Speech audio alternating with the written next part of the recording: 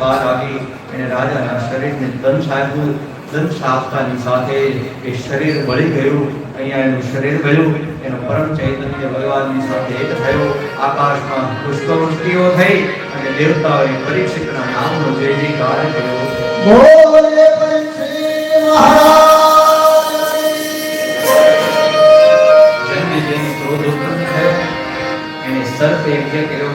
અનેક સર્પોને કર્યા છે. બ્રહ્માએ આવીને સમજાવ્યા એ યજ્ઞને ભૂમિ કર્યો છે. એ કથા વિષ્ણુ આવી સુપ્રાણી સોમકાલી મુનિઓ કહે છે કે 18 આપણે ત્યાં પુરાણો છે. એમાં બ્રહ્મ પુરાણ, પદ્મ પુરાણ, વિષ્ણુ પુરાણ, શિવ પુરાણ, ભાગવત પુરાણ, નારદ પુરાણ, માર્કંડેય, અગ્નિ, ભવિષ્ય, બ્રહ્મ વૈવર્ત, લિંગ, વરાહ, સ્કંદ, વામન, કૂર્મ, મત્સ્ય, ગરુડ અને બ્રહ્મા. આમાંથી જીવ કોઈ પણ એક પુરાણનો આશ્રય કરે તે પ્રભુના પરમ પદને પામે. એ કથા કઈ સંભળાવી શ્રીમદ ભાગવતના એ સ્વરૂપને પ્રણામ કર્યા. સુતજી કહે છે શૌનકાદી મુનિઓને કે હવે આપ શું સાંભળવા ઈચ્છો છો?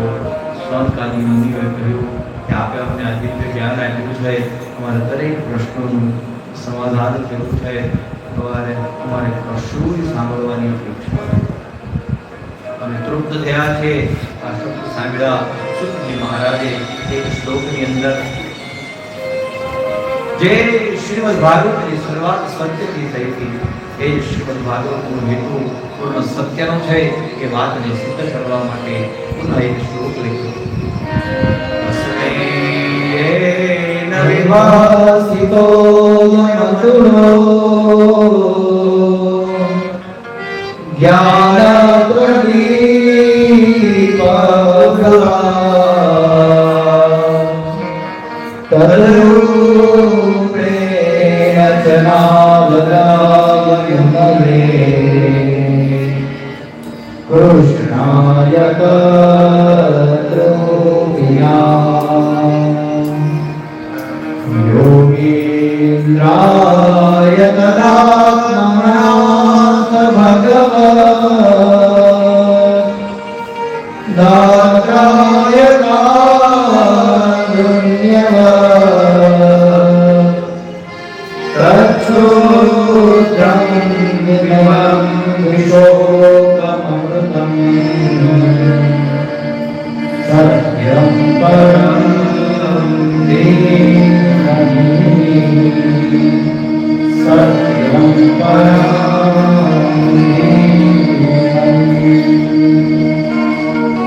શ્રીમદ ભાગવત એ ભગવાનનો પરિચય કરનાર એ તત્વદીપક છે.